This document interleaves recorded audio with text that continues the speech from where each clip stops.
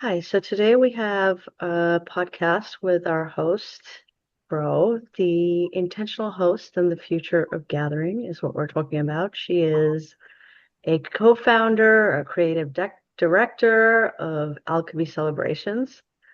Bro, I want to start off by saying I'm so happy to have you here. You've been shaping experiences and memories for over 40 years. What a legacy. And I'm Oh, happy to be here. Thank you for and having me. my pleasure, my pleasure. You've done this all alone, all these roles, and it's such a powerful testament to your devotion, your resilience, your craft. It truly is what this industry is, the labor of love. It's a labor of love in every way. Yes, it is. And of course, you're working on your book. I am Um, working on my book. I'm very excited about my book because it's the culmination of 41 years of experiences and not experiences, but observations, shall I say, because yes, that's my job, my role at an event. I have a team, they cook, they present, they serve, I watch. I watch the guest experience, I watch the energy of the room, and I can play with that timeline based on what's happening. So yes, everyone always says to me, "It flowed so smoothly." Yeah, because I'm operating it. That's why. But it's really a very important role in yeah, an event because every event has an energy of yeah, its own personality. And how do we um, add to that? How do we make it come to life? So every event, no matter if it's the 100th girl in white this year, it's her wedding and it's her story. And all the dynamics of her family and her friends and all of that. And I always tell people, you're getting married, but so is your niece and your grandmother, and everybody is coming and they're getting married. right. So I want to think about all those people. Yeah, yeah. Um, I mean, it really is. It's a whole family affair, and as you said it, you're the conductor of an orchestra. You're the one who's all these moving parts and just tying them in together. It's a beautiful musical symphony, what this industry is and how we do things, And which if it's not, Sunny, no, yes, no, if it's not, if if the French horn is off tune, correct. you have to be honest and say, you know what, that's what's wrong here. Yeah, And so my responsibility is to play in concert all the pieces that nobody sees that make this memory come together. yeah, Every Nothing can be off. Your timeline can't be off. Your food, I mean, it's hard. We did an event last month for a nonprofit, and this is the chef's nightmare. The speeches went on forever. my God, I've lived it. Like yelling at me, going, "Wait a minute, my food is getting cold," and so I have to balance. And so I'll tell them you have to pick an entree that will hold its heat because we don't know when you're going to finish your speeches. So all of that plays together.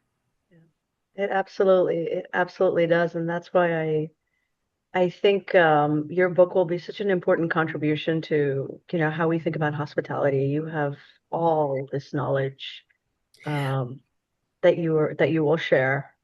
I will, and it's been very cathartic actually. Yeah, I'm sure it has. I remember the event. I start the book from way in the beginning, from before the invitation, and so it's I'm having an event at my home, and I'm writing the invitation. I'm already nuts. What if they don't come? What if they don't like me? What am I going to eat? I mean, I'm already nuts, Yeah. and we don't have to be nuts. We can be really welcoming and excited, and but that knot, it starts way back Sure does. before the doorbell rings. So it's been really cathartic, and because I want to be able to say to somebody, "Don't do it that way, please, Susie. Let's do this instead. You'll be way Yeah. happier." You know, and so it's really it's the book is a it's just really tips as to how to be in community and have everyone be comfortable. Yeah. And so um, I my book is called Gather with Grace. Grace for your guest and grace for yourself. Because we're really hard on ourselves, Yeah. and everybody aims for perfection. Well, what is perfection? Perfection, is it because the room looks lovely, or because everybody here is laughing and engaged and having a wonderful time? So what is perfection? You could be eating, Perfection. hamburgers. It doesn't matter, because what matters is that you've created a safe place to belong. It's all about a community. And we're going to dive into your book. Before I dive into your book, I just want to say this conversation is, we're going to explore how people gather, because you you know that really well, why they gather, and what it means to make someone truly feel seen. I want to start off with your book, your rich legacy. How has writing Gathering with Grace shaped the way you now see gatherings and a human connection? It has shaped me in realizing that there are little incidences, little things we can do that can totally change the way someone is experiencing this gathering. You can go from, one of the stories is called The Red Scarf. A woman walks into the space, into the home, and the hostess says, "Oh, Susie, I'm so happy you're here." And then she says, "And Susie, I love your scarf. It's red. Where'd you ever find that?" All of a sudden, Susie feels like, oh, she sees me. She likes my scarf. I belong here. She likes me. It took nothing. It took no money. It took no work. It took nothing.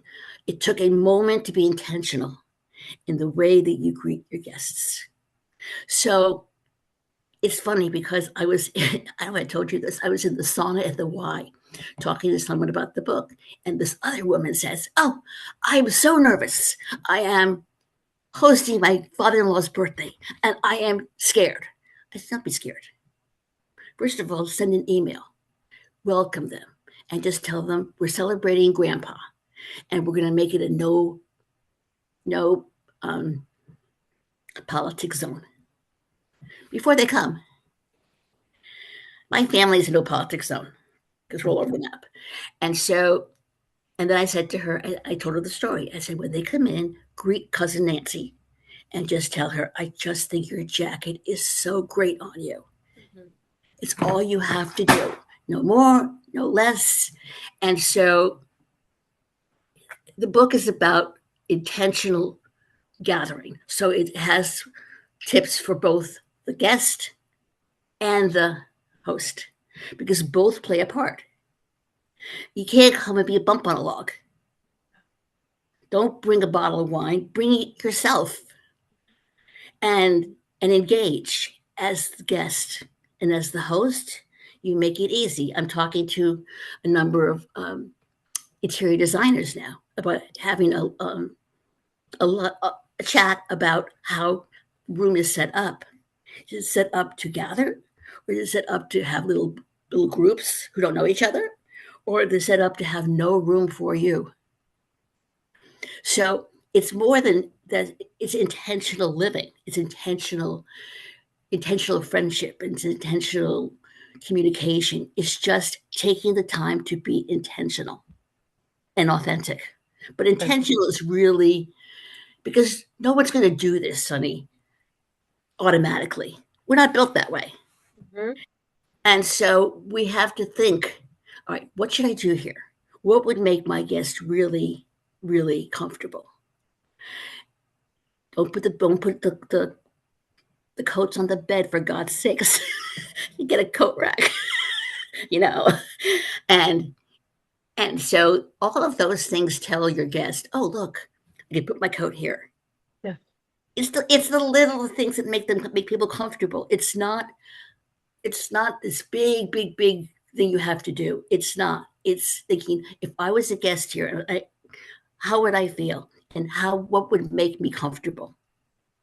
And same way I go into the whole story about you know a grazing table and how not to put the grazing table outwards all on one. Well, you know what happens? It gets picked over and it's ugly and it looks disgusting.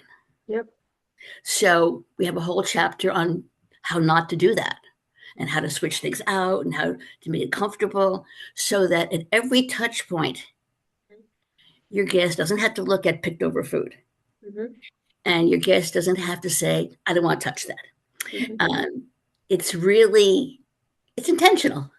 And so every chapter goes through the different steps in the evening from invitation to the final afterglow of how to be intentional at every touch point. And we can watch, we can see, we can feel how that changes everything. That's why I get excited because I know the difference. I Yep. watch people come into an event and they just wish they were somewhere else. Yeah.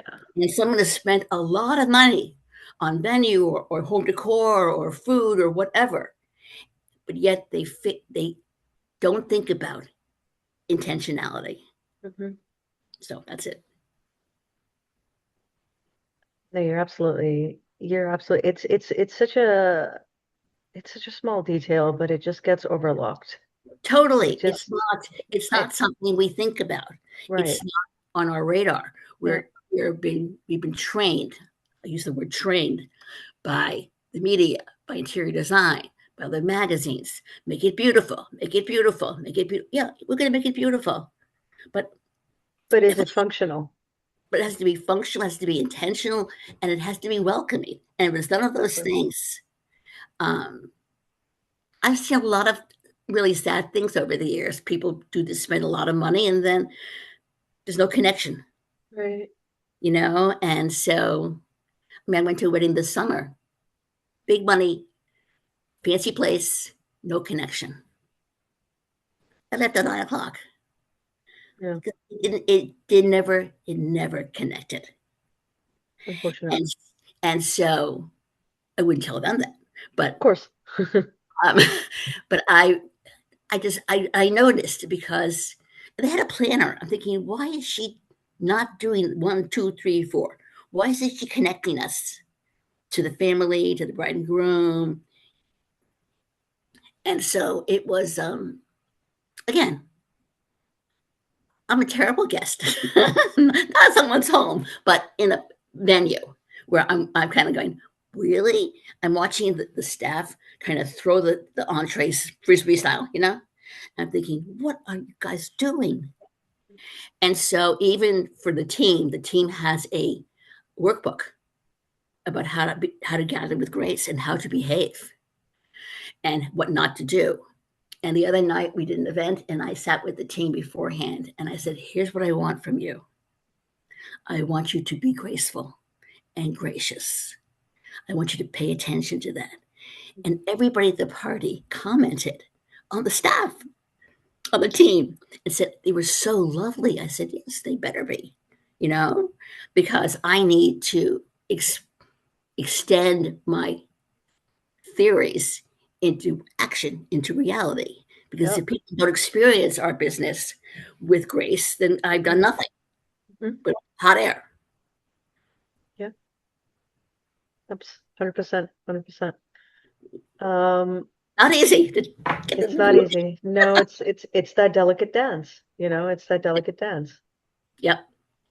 You've mentioned you're moving towards a more flexible, travel-focused way of working after decades rooted in Connecticut.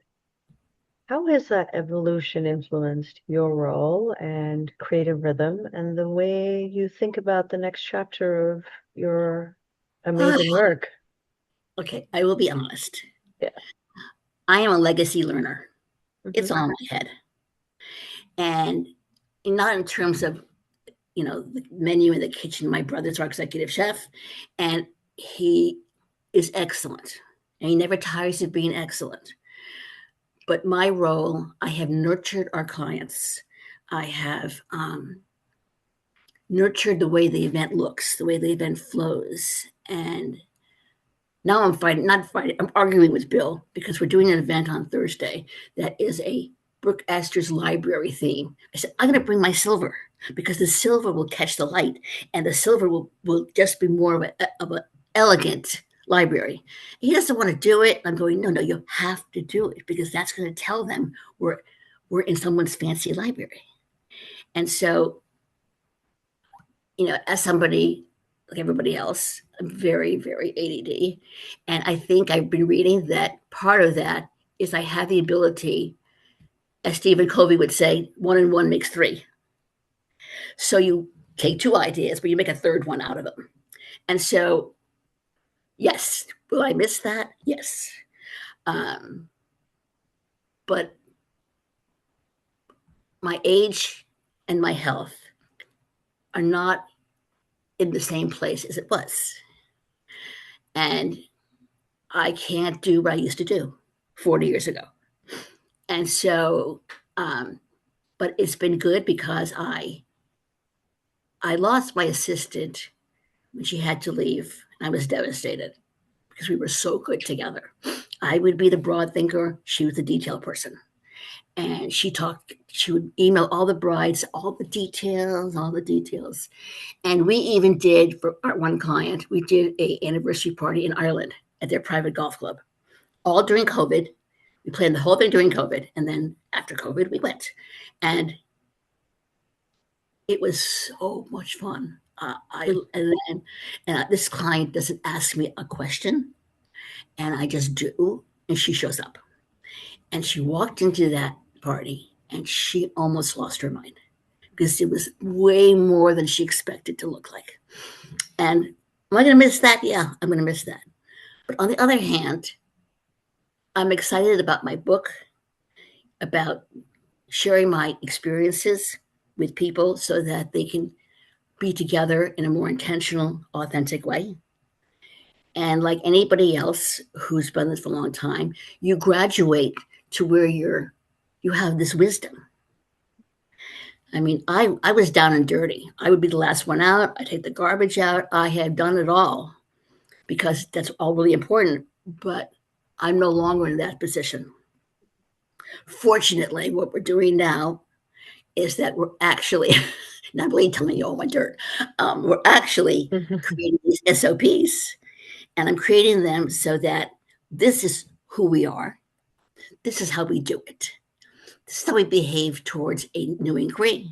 This is how we travel with our client through the process because we sell a process. You're going to get married. You're going to have an event next year. You have to trust that I'm going to show up and do a great job. So during the process of the year, I need to be in touch with the client so that they continue to have trust in me that I haven't left town on them.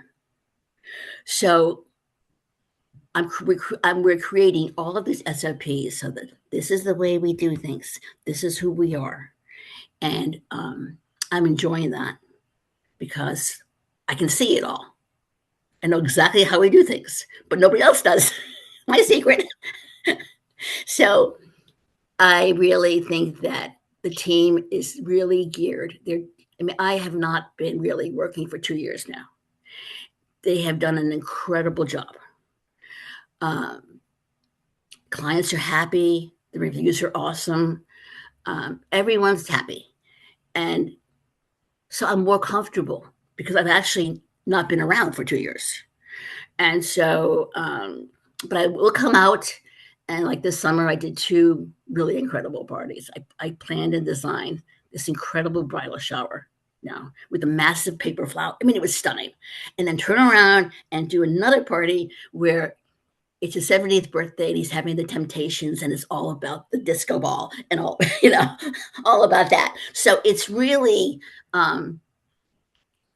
it's so much fun to design them. Yep. But because I really, if you're talking to me and you're the client and you're telling me what you envision, I'll begin to think about it in my head and then I can see it. I'll tell you, Sunny, I see your party. I see it. I see it's alive.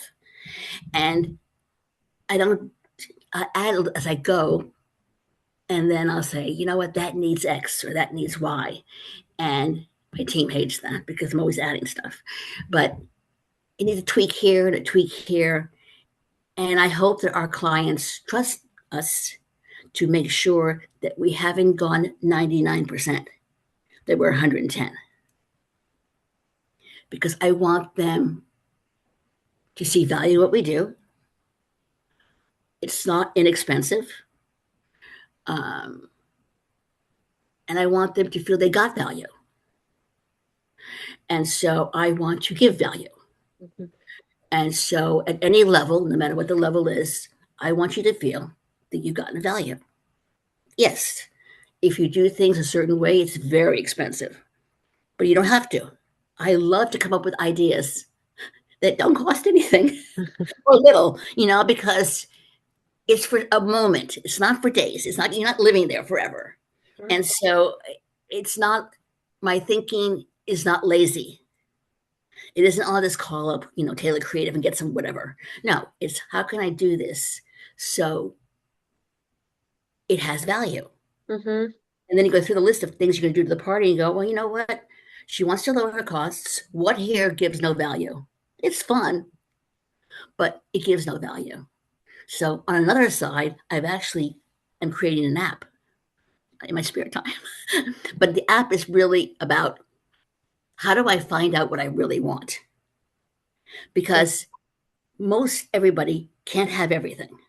Mm-hmm.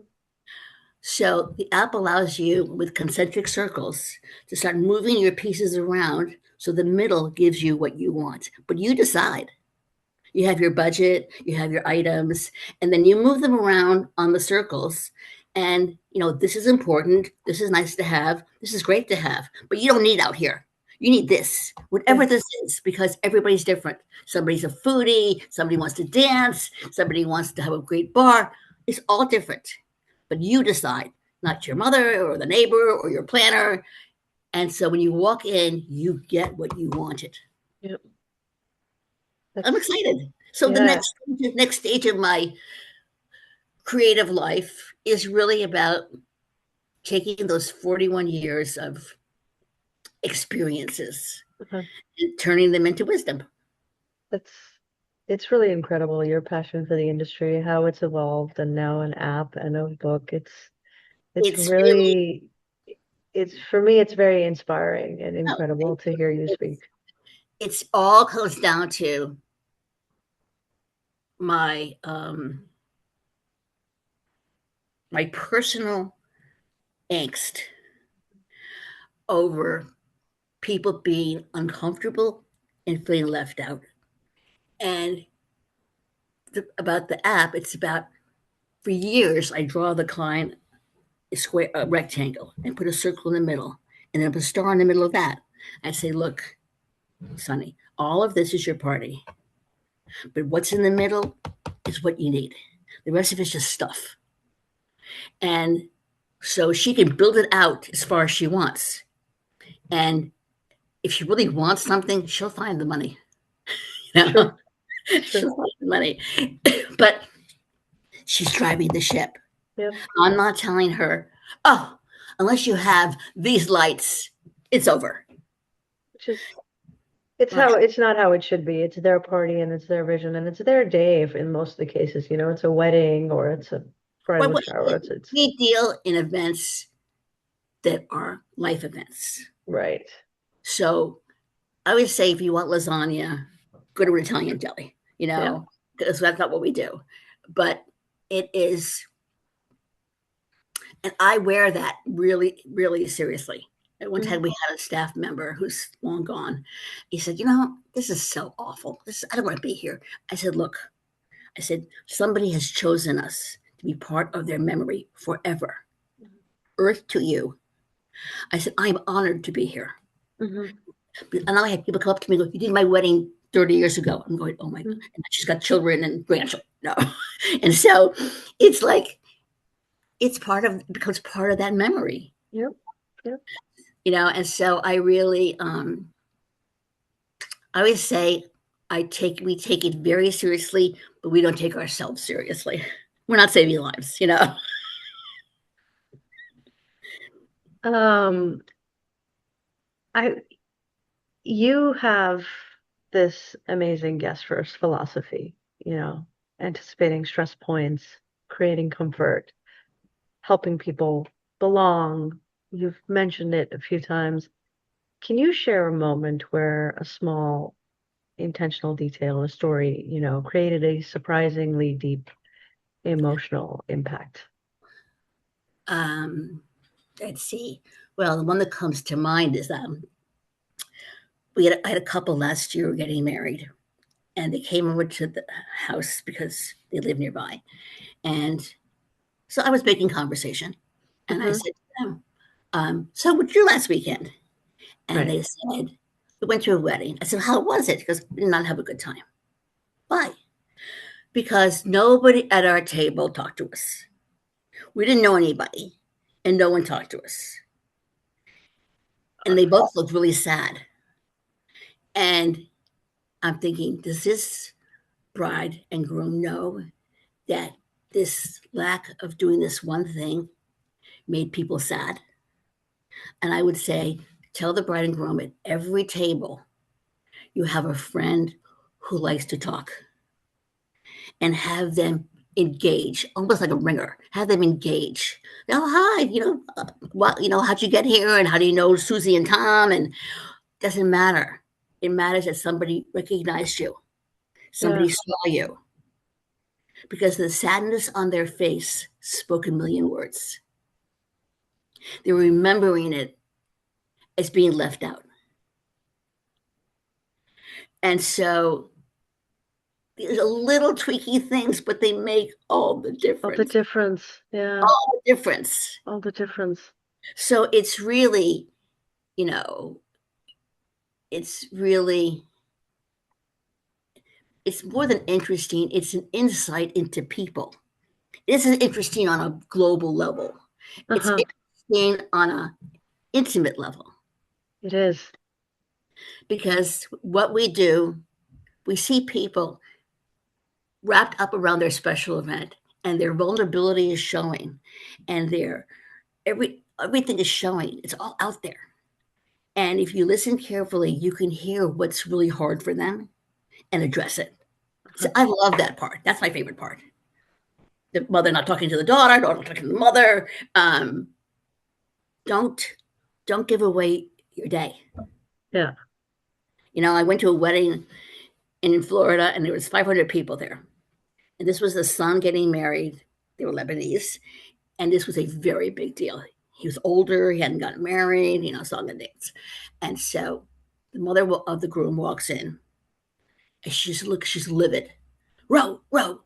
The bride's bouquet was roses, and she hates roses. We told them that. They took this wall and they didn't cover it. I said, look at me. Hmm. Monday morning, deal with it. Hmm. Don't give them your day. It's just stuff. Don't lose the joy of watching your son be so happy Hmm. and ruined by the stupid flowers Hmm. or the wall. Hmm. It does. Nobody's going to say anything. Nobody, nobody, nobody. And the rest of it becomes a story. I got Yeah. roses. I wanted dahlias, whatever, Yeah. And I think it's really important that no matter the occasion, whether it be game night at home or whatever, that you not put so much pressure on yourself that it's not perfect. Hmm. The last chapter in the book, I'll give you a little secret. It's called Wabi Sabi. Have you ever heard of Wabi Sabi? Yes. It's because Be it's intentional. being Yep. intentionally Be imperfect, intentional. but being imperfect, being okay with it not being exactly right. Correct. And and I think that that's freedom for each of us, It is. and because I watch people wrap their insides in and out. Mhm. One guy was a very, very well known business person. He could not get his guests out of the foyer of the house. Good. He didn't know how, in his human state, not his business stand, but his humanness, he didn't know how to do that. I mean, I've seen people tell me, again, a woman, very successful. She's telling me, where should I stand? Should I get a new doormat? I'm going, you should stand wherever you're comfortable. No one's going to look at the doormat. And but the people tie themselves up. That's why I feel Yeah. so passionate about the book, because you don't have to do that. They're not coming to your house for perfection. They're coming for your house to be with you. You're Hmm. coming to the wedding because I want to be part of the celebration. Hmm. And so that's that's what I do. But that's why I'm very happy with this transition, because I'm going to work remotely.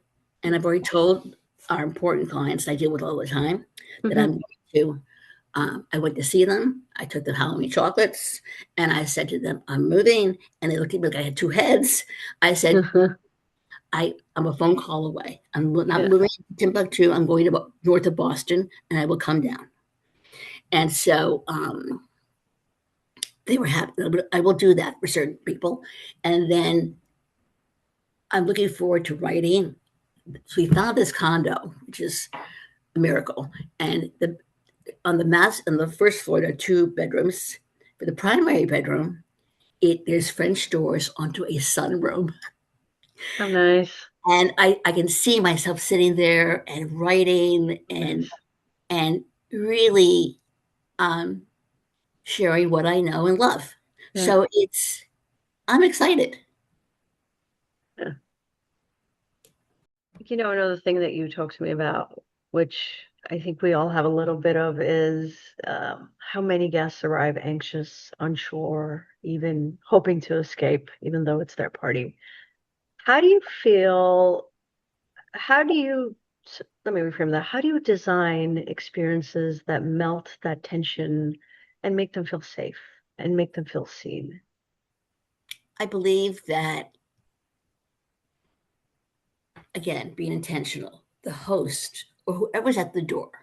I mean, so I just did a wedding where the parents of the bride went off with the wedding party for photographs. They left the father's brother to greet the guests, which is great. Somebody met them and greeted them. And I believe that was really special. Otherwise, they're coming in and they don't know what to do. So I'd always have a greeter. I'd always have the greeter look at that person in the eye and say, we're so glad you're here. Then I would have the bar has to be, I would do butler drinks because everybody has to have a drink in their hand.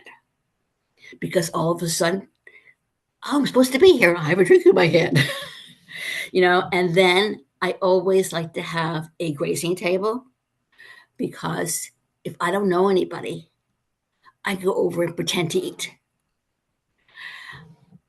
And that way, my entry is orchestrated, but it's not orchestrated.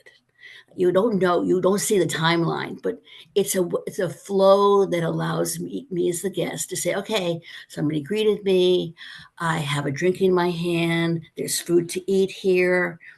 And you could also, I go back to it. I would also say to certain friends, would you mind, you know talking to people who you don't know anybody, or do you mind, because people don't pay attention to that. They don't pay attention to people they don't know.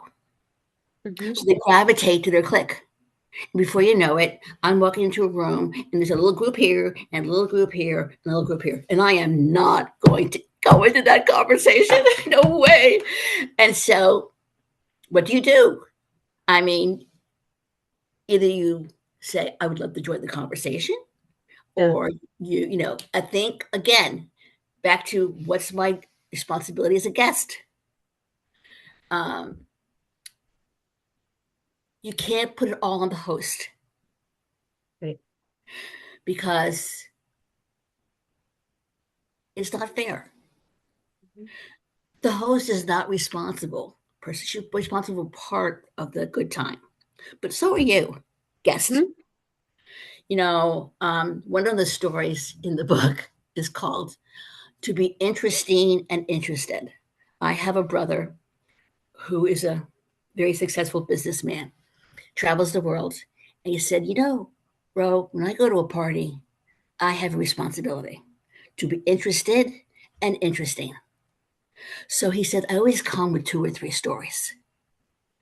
And And Bill and I put that into practice. We go see one of our clients for dinner.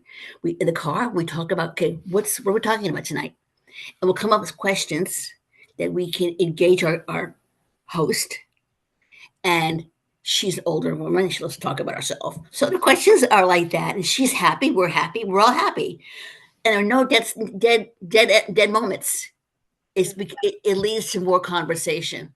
So I truly believe that it takes both. Um, as nervous as I am, I would have to say and I've heard this from before I started the book. I called certain people that I know. One of them is a very successful and sold her business, catering in Utah. I mean, she talks to lots of people, and she does TED talks or whatever. And she said to me, "Do you know how many times I have driven around the block? I couldn't go inside." And and I think that understanding that there's nobody here who doesn't feel like you feel Mhm. is really, for me, it's just easier knowing Yeah. that. Yeah. And I'm watching myself through this process in social situations be more comfortable. And and so um, I think that it takes both. It's like a seesaw. One time it's my turn, one time it's your turn. So most of the stories have both the host and the guest, because okay, I'm the guest, I'm the host, and I put out a um, a batched cocktail. So Yeah. you come in, you have a drink. Um, Unless you have a bartender. If you don't have a bartender, then I do a batch drink. Help yourself. Mhm. Uh, there's food here. And I know you love olives. I made sure I had some for you. It's kind of those little moments that make me. Someone said to me, "Oh, Ro, I made sure we had olives because I love olives." um, and I realized that she thought about me. Yeah. So it's intentional. I think that's the word of the day. And it's overused now, in social media and this and that. It's overused because no one is saying what intentional is. Well, be Mhm. intentional. Yeah. Excuse me. What does that mean? How do you translate that? And the book gives you the roadmap. Uh-huh. So I'm not telling you to be authentic. Oh, come on. I don't want to be authentic. I want to pretend I'm somebody else. And and I don't know how to be intentional. I know I should be intentional, but I can't be bothered. So the book is really a roadmap to put a to do next to the intentional. Mhm. And so I just really, um, that's why I love writing it, because it's just, I'm watching, sorry, Okay. I'm watching people um, not know what to do, Yeah. you know? And so I think that I'm excited to share it. I'm excited to watch people um, use the tips and watch their interactions change, Mhm. and so um, I'm really, I'm just grateful. I really am grateful because this whole intentional hospitality has, I told you, been cathartic Mhm. for myself. Mhm. And I really, it's just given me a different perspective, because usually over the years as I've catered, I've also been part of that non-intentional. I mean, intentional with our catering, but just get this done, get this done, get this done, get this done, and then it's and then I was good. But now, because I'm in a different place and I've slowed down, I realize that this this information, this legacy learning, I want to share it because it will make a difference in the way that we interact, especially, I mean, post COVID, nobody wants to go out. When you go out, you're too scared. And, what if they're not nice to me? And what if they don't know me? And you write yourself a story that it has no basis in reality, but you're believing. So I'm really, it's interesting because I looked at our business and I looked at it through the lens of like ladders. So this, my competitors, you sell this, you sell sexy parties, you sell venues. What am I selling? And I realized what I'm selling is intentional hospitality. That's what I can help you do because that's my claim to fame. Mm-hmm. It's really, if you don't, that's not important to you, you want to go to the sexy one or the venue one or whatever. Mm-hmm. But if this is what you want to give to yourself and Mm-hmm. your guests, this is where you belong. It takes a lot to get there, Sunny. Takes a lot to get there. It absolutely does. And Yeah. and and I'm gonna, right, jumping off that, this goes back to, hospitality is emotional labor. Yes. It's emotional labor. It's a labor of love. How do you and your team cultivate emotional intelligence, empathy, and that presence in your work? Um, it's a really good question. Um, they actually take my lead. I'm the empathy driver. And and I watched them the other night when I told them how our philosophy is to gather with grace. And I said, when you go out there, that's what I want you to think about. Don't throw somebody a plate like a frisbee ball. It's gracious. This is an experience, and so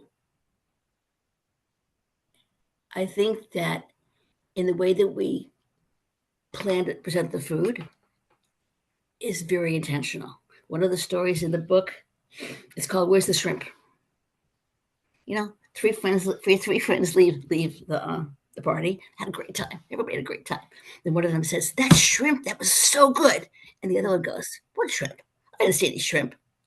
And all of a sudden, his good time is deflated because he missed out. So the way the food, where the food is, how it's presented, is meant to be seen by everybody. You don't want it, don't have any, not my business. But I showed you where it is. I gave you not a label, but a sign that says what it is. And if you don't want any, it's all good by me. But you will have seen it. And so that's how we cultivate how we do things. How are you going to eat that? What kind of plate do you need? Is it, anything that is about the guest experience and how they're going to experience that food. If the plate's too small and you have a salad, it's going to fall off the sides and embarrass the guest. So in thinking like that, that's part of the intentional planning. It isn't okay. Just put on a six-inch plate. Well, no, the food's going to fall off, and they're going to it's going to get on their clothes.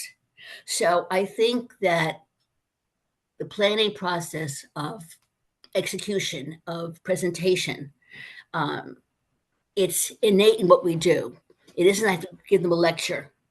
It's the team meets and they go, okay, we're having meatballs. What's going to happen to the sauce? How are they going to eat that? Where's it going to trip? Those are all the things that we think about so that there's no way that the guests would feel embarrassed about how the food was presented or how they're supposed to eat it because they're eating in public, not the way they eat at home in their kitchen. So it's a very different take on it. I mean, we bring that even home. I have not rules here, but sort of ways I do things. We have two sons. I said, look, two rules. no hats. You got to wear a shirt. I don't want much. Um, but I always have a placemat. It's like that's how we live. And so I think that that culture of really paying attention to how the guest is going to experience our food is embedded in our culture. Mhm. And so, yeah, I think I would say that. And that's a strength. That's a very big strength to have. If it's embedded in your culture, then you can follow through and you can carry it through. Yes, yes. Um, So I'm really, it's and my new, we have a new, relatively new sales and marketing person, and she's selling a lot of parties and weddings. And Mike, our general manager, will say to her, "Oh my gosh, you sound just like Roe." And I That's take good. pride in that. I'm thrilled. It's like, okay, Jesus went to heaven, but he sent me the Holy Spirit. It's Yeah, like yeah, somebody's there, and she's filled with intentional hospitality. yeah. She's It's half Cuban, half Spanish, and the Mediterranean hospitality just yeah, is there. yeah. It's in her fabric, which is what you It's need. in our fabric, right? Um, you described the event industry as a red ocean. What allows alchemy to occupy a more blue ocean space where meaning and intention, sets you apart? I think that in the way that other companies in the Red Sea, um, I think they approach the industry differently. Mhm. I think their approach is, like I said, um, sexy parties or lots of venues or food, all kinds of food, but at a great price, and we can't compete on price. We don't try. Uh, and I think that they're all kind of in there mulling around, just thinking about all the competition, what they can, no one's doing anything differently. No one is doing anything differently. They may find a niche of people that like them, but there's no sense of who they are. I mean, one of them talks about it's fun, it's fun, it's fun, it's sexy, it's fun. And I'm going, you haven't said a word about how people are going to feel at these parties. Mhm. And so I'm a guest and I'm overwhelmed by how fabulous the party is. But if I'm a guest that has seen a lot, and in our demographic, everyone's seen everything. Mhm. Um, Once the 10 minutes are over, that you've seen everything, you're done. Yeah. I've seen it. Okay, let's go home, Susie. Yeah. Um, and I think that by approaching the industry this way, when nobody else is doing it this way, Mhm. I think we found a place in the blue ocean. And if you're in the blue ocean, I'm not even trying to compete with the Red Sea. That's not who I am. That's not how I behave. Mhm. Um, I don't have to. I don't want to. And so I look out and I say, oh, yep, I see that. I see that. I'm not doing that. Not who I am. So I think that that's a great book, by the way, Red Sea, Blue Sea. Mhm. Um, and it's, I, you know, as a person of faith, I really believe that I get these ideas that are totally out of left field that belong to me. And this one I feel so strongly about because I have suffered from it for so long. And I know there's a better way. And so I feel I feel strongly about it. I feel like I have something to say that will make your events wonderful for you and your guest. No matter if you're home having soup or Mhm. if you're in a gala. I mean, what do you do when, you know, you're with people you don't know and how do I behave and what do I say? But you come with interesting topics that engage them. You do your part. Mhm. And most of us now as guests think that we should just be taken care of. We don't play any part in it. Sure. And that's I think it's a mistake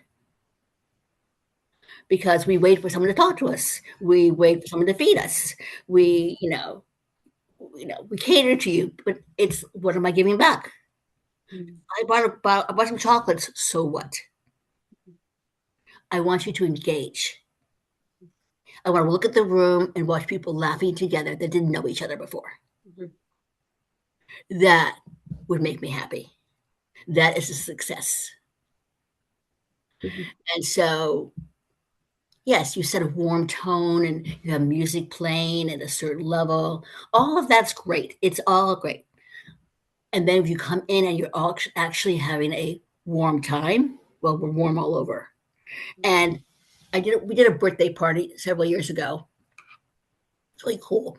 And somebody sent an email to the hostess and said to the client and said, "How can you make it a party both cool and warm?" And that's what you do. It's cool and warm. It's cool in that it's got innovation, it's got fun things going on, the food is really interesting. But then, how do you make it warm?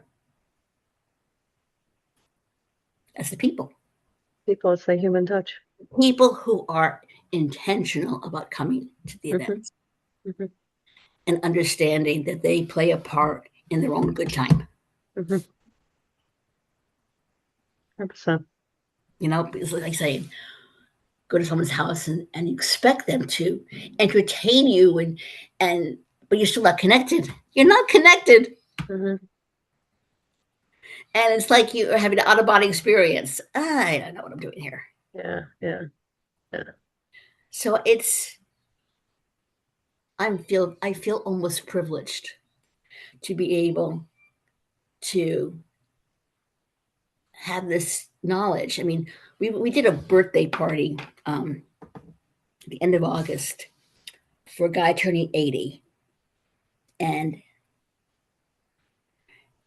he had with him several of his lifelong friends, and they had a video of him and all of his friends. It was fabulous.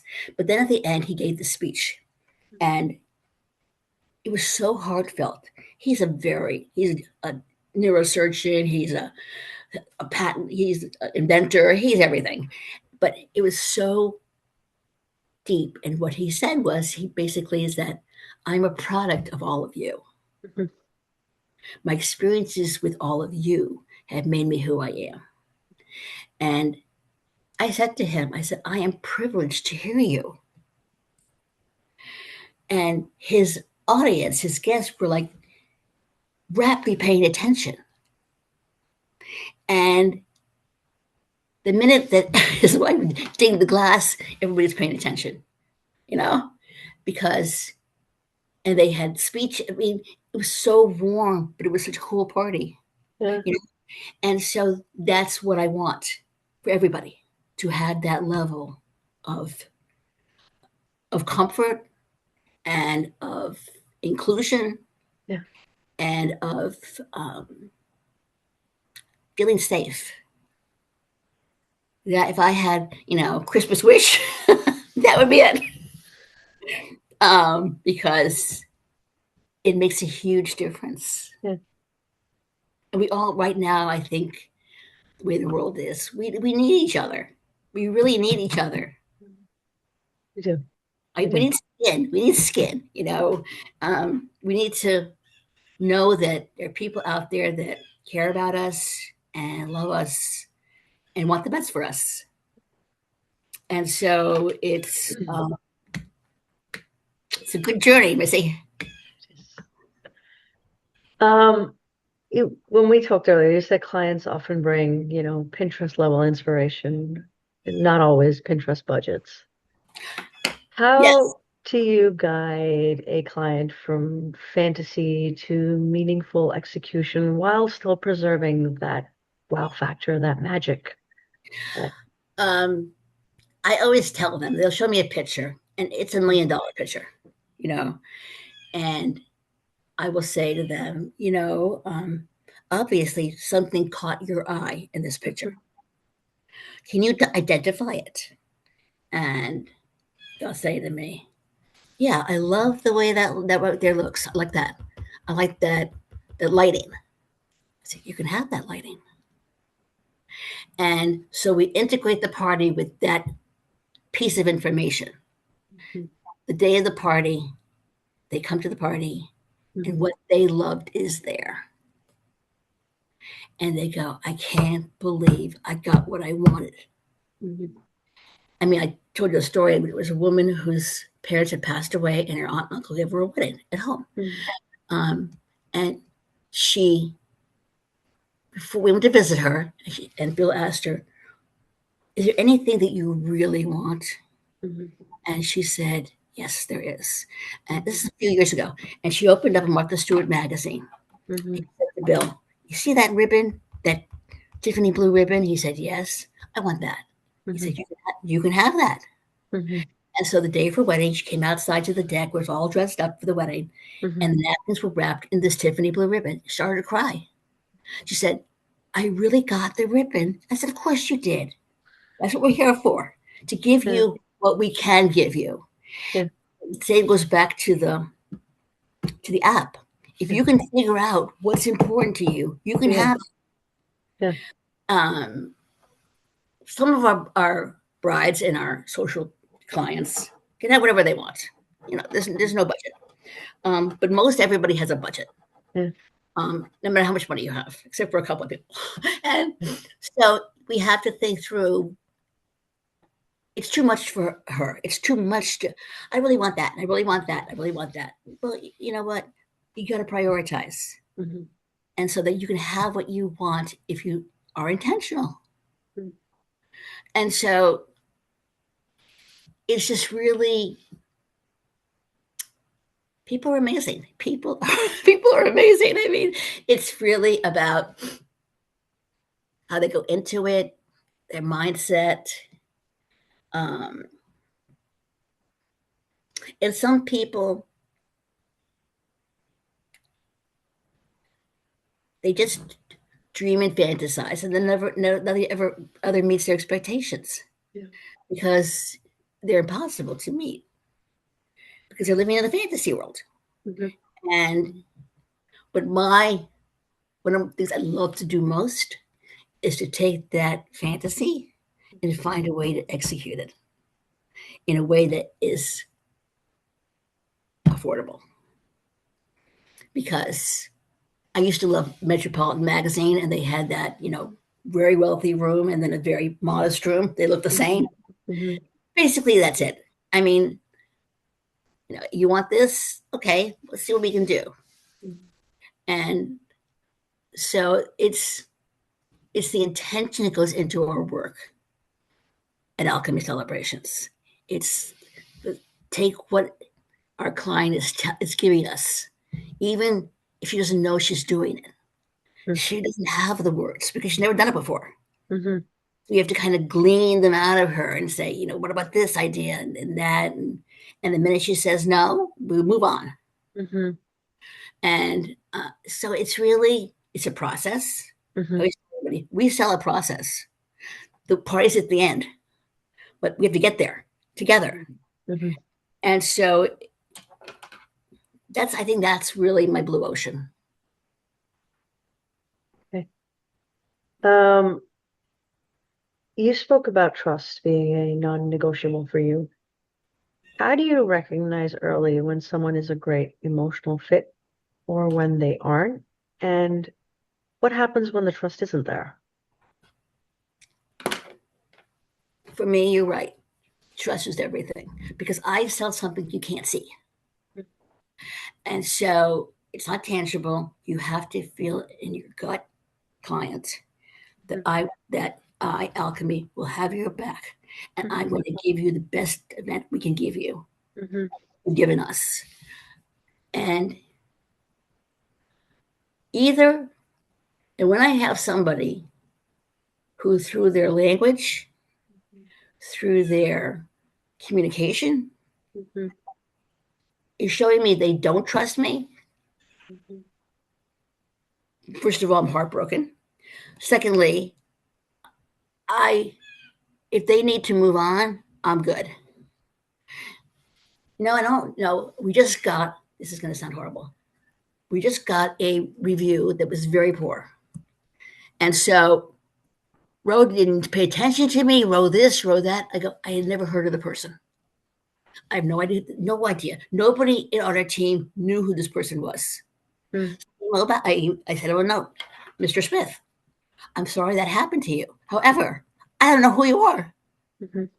And Roe has been out, has not done an event in 2 years like this. So I don't know what you're talking about. Mhm. Never responded back. It was so blatant and so pointed at me. I said, this is not normal. Mhm. And so we tried Googling him. We tried, didn't exist. Mhm. And so um, you have to have a thick skin. Yeah, You really you have, do. you really have to have a thick skin. You have to realize that in this position, I'm a vendor. I hate that word. Hate that word. I'm a vendor. So, how do I get the trust and respect of this prospect to believe I will do what they're asking me to do? Yeah. And it's not easy. I think we're authentic. Mhm. I think our space has like a living room in it. Mhm. So we sit in the living room Mhm. and we communicate and we share. We're not at a desk. Mhm. I it's this is a very emotional, intimate business. Mhm. And you're looking at me going, will you be able to give me what I want? Yeah. Can I trust you to give me what I want? Yes. And that's why on our calendars, we have check in points with our clients over the Mhm. year Mhm. because they need to know, oh, she's there. She's thinking about me. Mhm. You disappear and then they lost it. They're scared Yeah. and you can't get it back. Yeah. So I think that through the intentional, um, first of all, Monica responds to the emails within the hour, even within the half hour. Um, and that's a good thing. And then she cajoles them and she listens to them and she earns their trust. Mhm. And you have to earn it. It's not de facto. Um, and you earn their trust, and then you're a team. Yeah. You really are a team. And I write down everything a client tells me, everything. Yeah. And then at the end, I'll go through all my notes with them. Yeah. Do you still want that vase there? No. Okay, take it off. No. But along the way, these things, and I go over everything with them. You Mhm. still want champagne? I don't want champagne anymore because it's getting closer, and their wish list is not shrinking, but being it's more clear. Mhm. And so they are more able to enunciate what they really want. Mhm. And when I give them this list of things to talk about, they really know that I was paying attention. Mhm. And it's I've always loved what I do, Sunny. I've always loved it, and I still Mhm. love it in a different way. Mhm. I think it's a huge when you do this right. The satisfaction of creating a memory Mhm. someone's going to have for the rest of their life Mhm. is something that I really hold dear. I mean, the other day I met the birthday boy from the summer, the Temptations, and he said to me, "You know, you promised me a memory, and you gave me one." I said, "Okay, great." And it was a complicated party, and he was complicated. Um, but I listened to him every time. Yeah. I want this, and I want that, and I want this. Yeah. Okay, next time. I really want that instead. Okay. Yeah. So it was really, and then I would add to that whatever Yeah. I needed. But point is that we really were a team, Yeah. and listening along the way, people feel like they're being heard. So yeah, it's good. You've called your process legacy learning, 4 decades of intuition. Learning. Yeah, 4 decades of intuition. What part of that intuition has been the hardest to translate into systems and repeatable processes for your team? It's a really good question. Um, I think the hardest process to write down would be the heart. How do I write an SOP for a heart driven business? You know, certain things are very clear. How to pack a party, how to pack the food for the party, how to do what payroll, whatever. But how do you write a process for a heart driven business?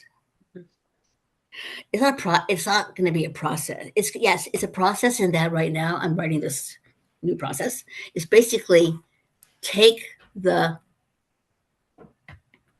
take our words, the words of gather with grace, Mhm. and make it part of everything that you do. Mhm. That's the star over here. If I, is this going to be? Am I gathering with grace here, or am I Mhm. not? And so the rest of it is relatively easy because we've done it for so long to put them together. And I'll admit, I work with my best friend ChatGPT to help me because this is not what I do. But if I had to say the same way, I have a manual. I've actually written a manual Yeah. for how one part is event execution with grace, or you know, a manual for how you behave when you're gathering, when you have this as your mantra, and um, foundational principles, inclusivity matters, the host guest dance. Um, so I wrote, I happen to have it right here. Gather with grace is our guiding light. It's not just about executing events with beauty and precision. It's about infusing every moment with meaning. We are in the business of connection. Our work matters because it shapes how people feel at the time and how they perceive the experiences in their memories. That's the guiding light. So it's not a SOP per se, but it is SOP. And so I want them to gauge their behavior against that principle. And and they need to do that, because if they don't do it, then all my words are for naught. Mhm. Because they are going to be the hands that show people Mhm. this is who we are. So I'm doing lots of things now, but part of that is the SOP process. And um, as I write them, I add as I go too. Mhm. This happened at this party, this happened at that party. Okay, let me add it in. Mhm. But the base mantra is really, how do you exhibit gather with grace?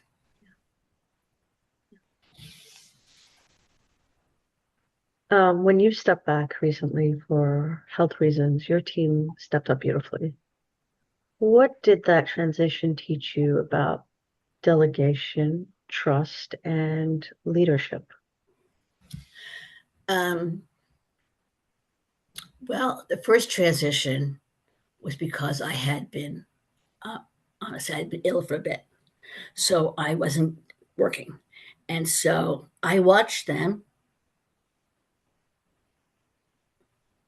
continue on the way that we were doing things without the SOP. Hmm. you know, um, my brother Bill became my executive chef, but he would write proposals, he would do party plans. Everybody lent a hand.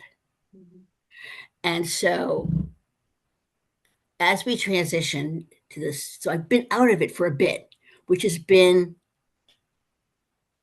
I have to say, it's been amazing because I had not been home for 36 years, Sunny. I worked weekends. I worked at night. My son, a young son, would say, "My mom doesn't watch TV. She does payroll."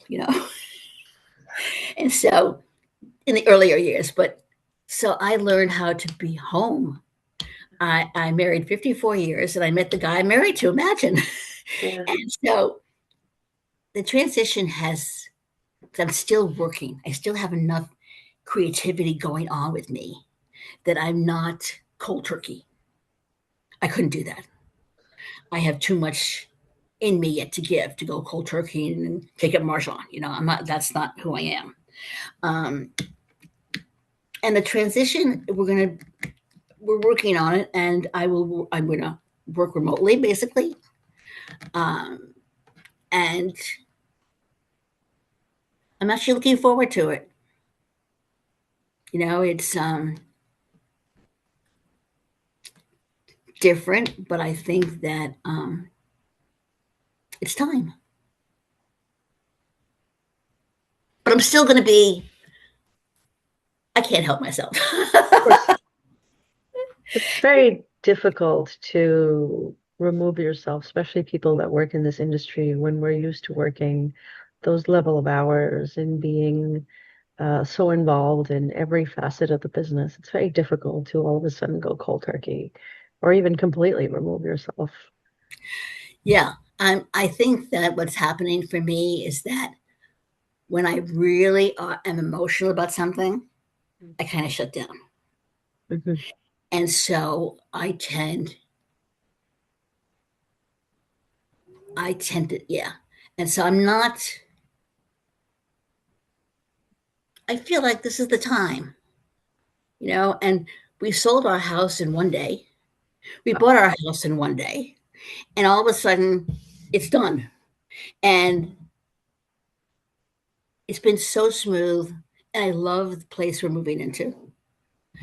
And I think that it's only 15 minutes from our daughter. We have one daughter. And I think that I'm ready. But I'm ready in that I'm going to continue. Yeah. My vision would be to write the book, do a TED talk, see what happens, and take it where it's going to go. And I just think it's a topic that takes what is so current, Hmm. intentional, authentic, all those buzzwords, and taking it to a different place because nobody knows how to be intentional, Yeah. how to be authentic, how to gather. They don't know how. So, intentional behavior becomes something that they aim for, but they don't know how to do it, which creates more stress. Oh my gosh, I'm not being intentional. So it creates more stress, creates, I'm not good enough. I'm not being intentional, Hmm. you know, or I'm not being authentic, therefore I'm not good enough. Hmm. And so rather than put up those buzzwords Hmm. and make everybody feel less than, Hmm. I prefer to give them the way to do it in a very non threatening way. There's Hmm. nothing here that is difficult. It's a tweak. Hmm. It's not a change of personality or anything. You can be who you are. Just Mhm. that if I'm going to someone's house and I walk Mhm. in and Mhm. someone says to me, "I love your scarf," I Mhm. will feel better. So it's not like it's it's it's intentional, but you can do it in a way that won't put too much burden on you either. Mhm. Because I think all of us are overthinking everything. Mhm. And I mean, I'm the first one. I'm overthinking everything. And so, and so I, yeah, I think that with all the stuff going on, I think trying to be better Mhm. is a burden. Mhm. Trying to, my feed is filled on Instagram with information about ADD and Thai walking, Tai Chi. It goes on and on and on. And it's mostly about everybody's selling something, all right, obviously. But I should shut it off because it's making me crazy. It's making me, if I just did that, then I'd be fine. If I Yeah. just want that, then I'll be fine. And I don't want to do that. I just want it to be a safe place to learn about how to be more intentional in gatherings. Yep. Yep. Easy. Okay. Your work is deeply rooted, deeply bespoke, emotional. If you could wave a wand and make one part of the operation site lighter or smoother, what would that be? To make it smoother, I think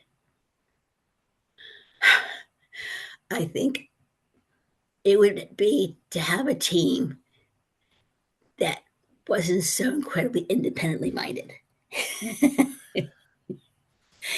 um, yeah, I think that we're, everyone is passionate about their job, Mhm. passionate about the business, Mhm. and we don't lack for passion, Mhm. but we don't always take the time to sit down Mhm. and do the SOP the way we should. Mhm. And I think that lack of um, discipline Mhm. would be the one thing I would change. Okay. I'm watching my words. It's a free forum. Please speak freely. I want to talk a little about technology. You believe that tech should elevate, not distract. We spoke about that briefly. Where do you see technology amplifying connection rather than interrupting it? I think that also depends on your age. If you're a Gen Z, you're getting very used to the technology. It's what Hmm. you do. Hmm. You're used to QR codes. You're used to this. You're used to all those things. Hmm. For the 30 to 40-year-olds, they are starting to accept the technology with saying that this is the inevitable. We better do it. Older groups want no part of it. If you do an auction and you make it all online or you make it all, with something in your hand, they're not doing it. I've seen that happen. It's too much work. They don't get it. And I've seen it happen where they Right, just don't spend any money. They don't donate because they can't figure it out. right. So in that way, the older folks, of course, are getting older, and the new generation, up to like 35, they're used to it. They know it. It's how they live. Hmm. I don't. It also depends on the type of event. If it's a corporate conference, they need to capture all the email, all the data, all of this, all of that. So, and people are going to a conference like that, expect the technology.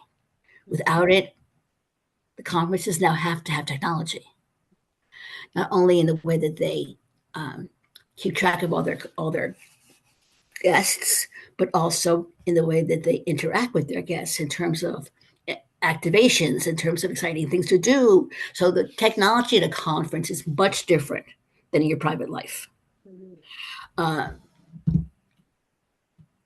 in the private sector, like for weddings, they'll do a hashtag for whatever. They'll put a QR code. The young ones. For me, I don't like it. I don't like it. I think that it takes away from the intimacy of a party. Mhm. I don't want to do a QR code. I don't want to do any of it. I want to just enjoy where I am. And to me, a private event should be technology free Mhm. because it takes away from the intimacy, Mhm. ability to connect, and all of a sudden I'm playing a video game. Are you kidding me? You know. So, but also it depends. I don't know who you are yet. So Mhm. technology is making events more exciting. Mhm. We just were at an event at the Capitol Theater Mhm. in is it Portchester? Yeah. And the activation was crazy. It was up on the screen. The whole place was just it was fabulous. It made you feel like you were a different universe, like you'd gone off into space. And the bar was right there, and it was fabulous. Mhm. It's a different party. Mhm. That is excitement, Mhm. sexy, and that technology allows those activations to happen. So yes, the industry is changing in that there's so many more wonderfully exciting things to add to events Mhm. that create where you were transported to a different universe, basically. And this was really fabulous. And so technology used in the proper way, I use the word proper, in an appropriate way, depending on the event, is a wonderful combination. It's a wonderful addition. But I would be wary about bringing it into a private event. I mean, all the bar mitzvahs have all the activations because the walls and this and that. So again, based on the event, but and now the kids expect the activations. Sure. They expect that the whole wall to be doing something or the other. So again, you have the generational differences Uh-huh. with the young ones wanting this, and they see that as normal, Mhm. and other people like me who walk into the Capitol and see that. I thought it was fabulous and it was exciting, and so, but it did not interfere with my time there, and I wasn't asked to do anything. But Yeah. again, every event is different. A conference needs activations to keep people interested in what the product is. So, again, event planning and catering is really a custom business. Uh-huh. Unless you're like a wedding factory or you're something like that, where you just keep churning out the food and next bride comes in, next bride, which to me would be a nightmare. Um, but the real sense of event planning and catering is a custom business. And that's the part I like. I mean, everything I mentioned now about the activations and this kind of party and that kind of party, you got to figure out what's going to be for each party. Yep. And I think that is part of my strength Mhm. because I can see it. Now I can see it, and I do a mood board, and I know what works and doesn't work together, and it's absolutely a joy. Mhm. That one, now this one, and I'm doing one now for a sprinkle. You ever heard of a sprinkle? A sprinkle is a small shower. Is it? I found yes. So this is going to be really beautiful. And I was doing all the tablecloth and the napkin and the flatware and what goes together, and it's just a joy. Yeah. Yeah. But I've stopped doing planning.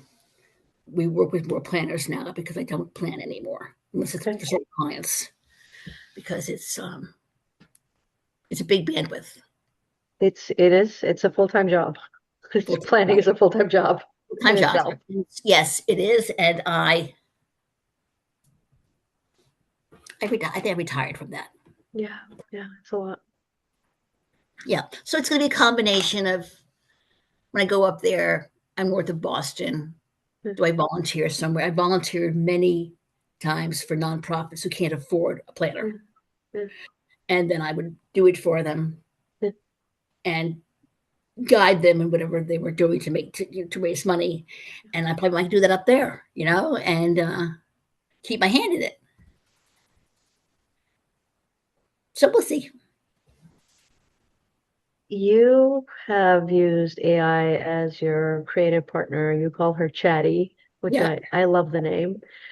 Where do you see AI quietly supporting creativity, clarity, guest experience, even on the business side of it, as far as your operations and your culinary, while, preserving warmth and humanity?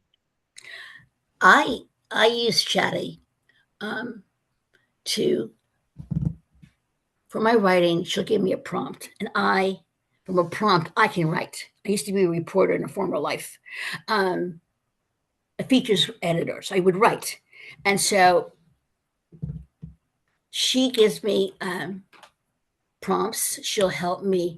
She's so funny. She's so She funny. she does have a sense of humor. Yesterday, when I asked her something, and I don't know, I was trying to figure out. I was feeling overwhelmed, and I said to Chatty, I said, I don't know what to do first. I have 15 projects going on here, and she answered me, and she said, Ro, let's figure this out. And I go, okay, good, So I use her, but I'm also aware that she's a computer, although I tell her please and thank you. Um, and I don't tell her anything that is personal. It's really to confirm an idea. Like I sent her, I recorded a team meeting, and then I, I put it up to her in a Word document, and I asked her to put it into bullet points, and she did. Now that to me was great, but I'll ask her. So one time I asked her, I said, "Are you programmed to like me?" She said, "Yes, I am." I said, "Okay," but then she says, "But I can also act as devil's advocate." And so asked her, I said, "Thank you, and I want you to be a devil's advocate for this project and tell me all the things that I'm not thinking about." She did.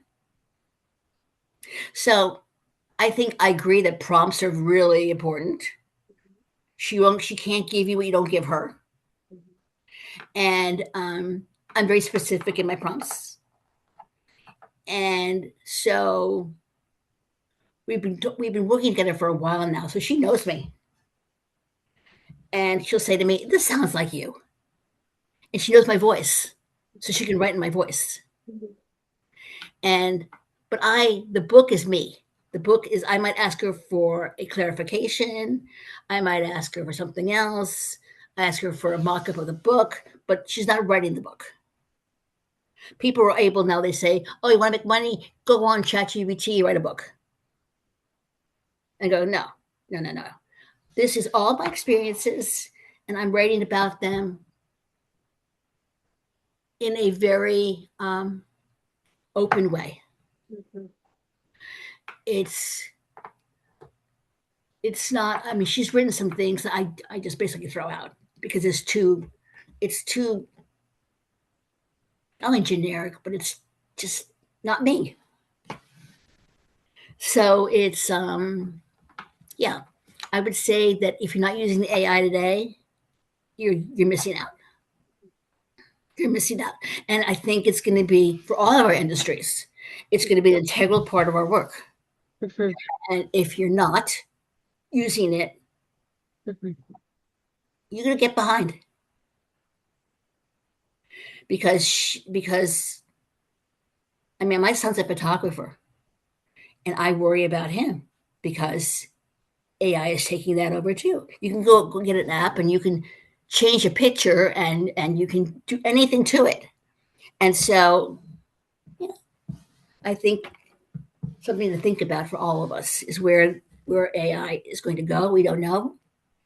Um, I think it's incredibly worrisome because I don't know where it's going to go. But I know for me today, I can ask her a question and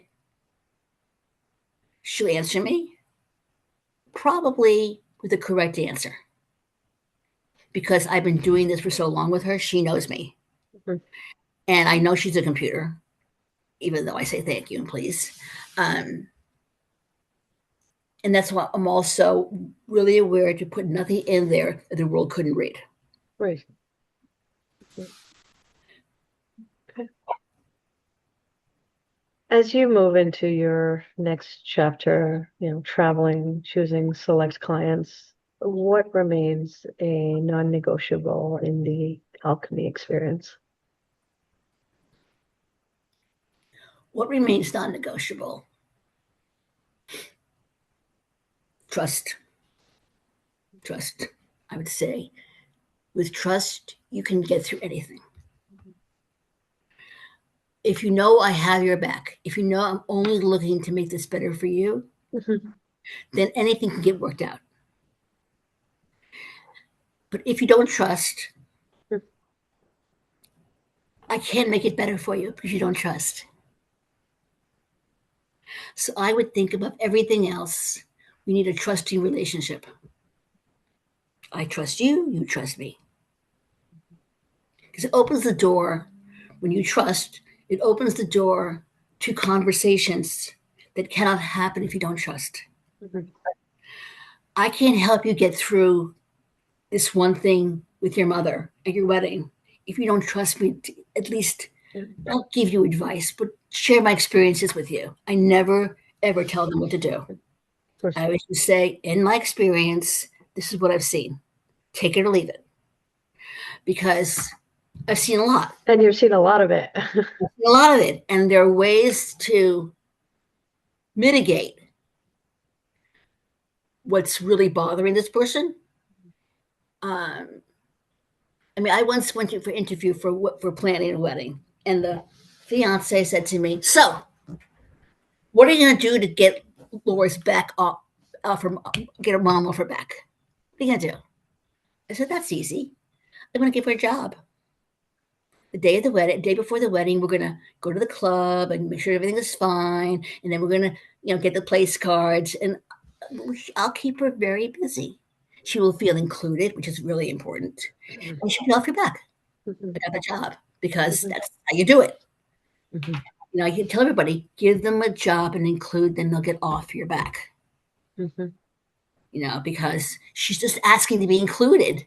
Mhm. She's feeling left out. And if you acknowledge that that's what's going on, you can solve it. Yeah. I do think that's the word. Trust is definitely, it's the foundation of any good relationship. Totally. And that's what we're in. We're in the relationship business. Exactly. Exactly. And we make magic. Magic. Um, for someone entering hospitality today, a newbie, what's the one piece of advice you'd give about building a legacy rooted in empathy and in presence? Because that's really what you have truly built. If someone's getting into hospitality today, I would say they need to have a servant's heart. They need to find service to be honorable. They need to take pleasure in being of service. Um, I love the service business. I never thought I would, but I love it. Um, and I think that they would have to um, have a servant's heart, and I think they had to be willing to. They have to be quick on their feet. They have to um, love love food and love giving parties and then love the environment because then they can thrive in it. If they're spending their time being resentful, they don't belong there. and to look at it as really a calling. Now, I have people in my life who refuse to be in this business. They see it as demeaning.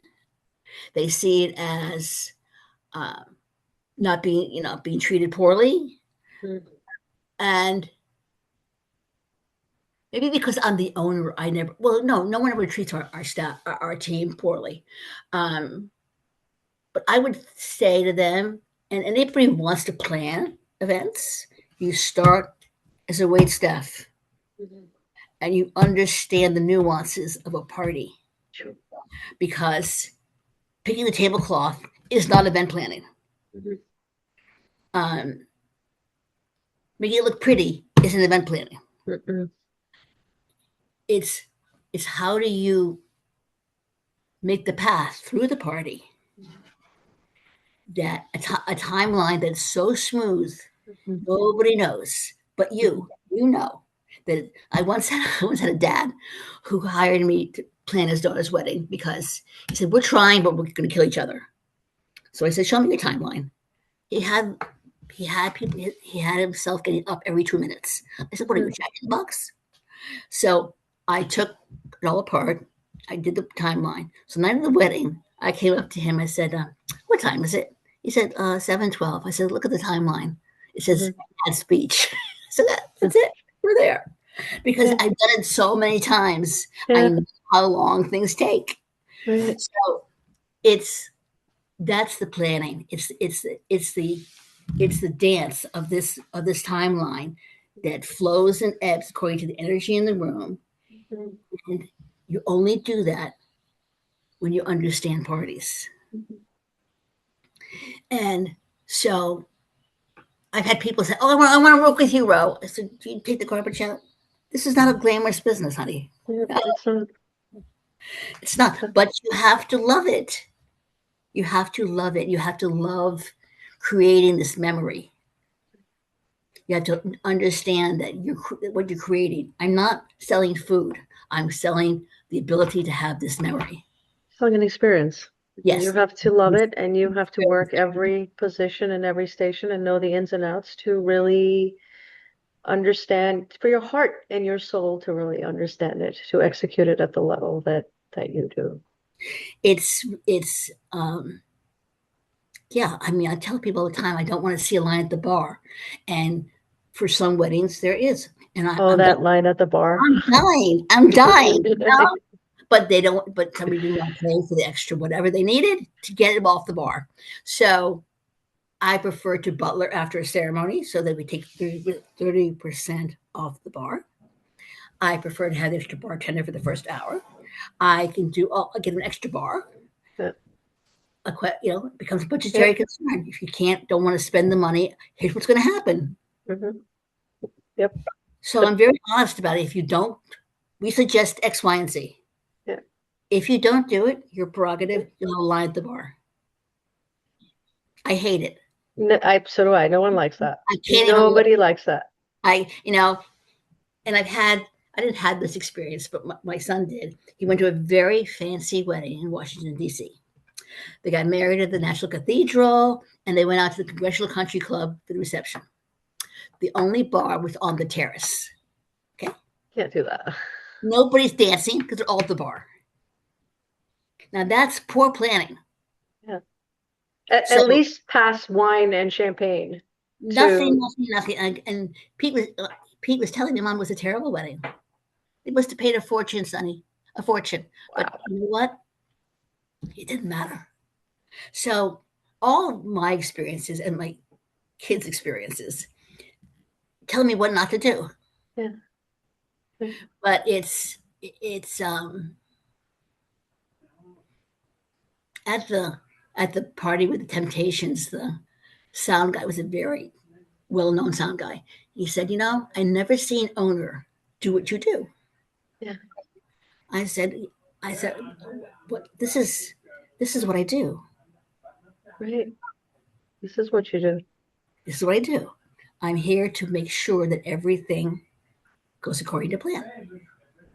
And he was totally amazed.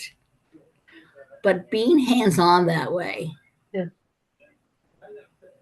because there'll always be something I see that I need to look at, Yeah.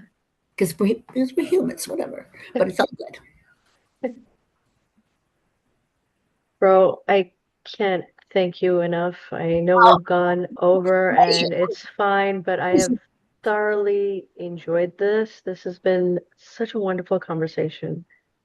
Your depth, your philosophy, your commitment to human connection, it's just absolutely rare and powerful. It Thank you. really is. Thank you. I appreciate that because um, I need to own that one.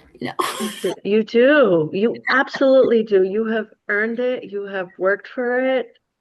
And Um, thank you. Well, I'm anxious to get the book out, yeah, Sunny. I think the book is. I'm really hoping before Thanksgiving, um, and I think that I hope I hope that it resonates with people yeah, and that they will see it not as an admonition, but as a tool,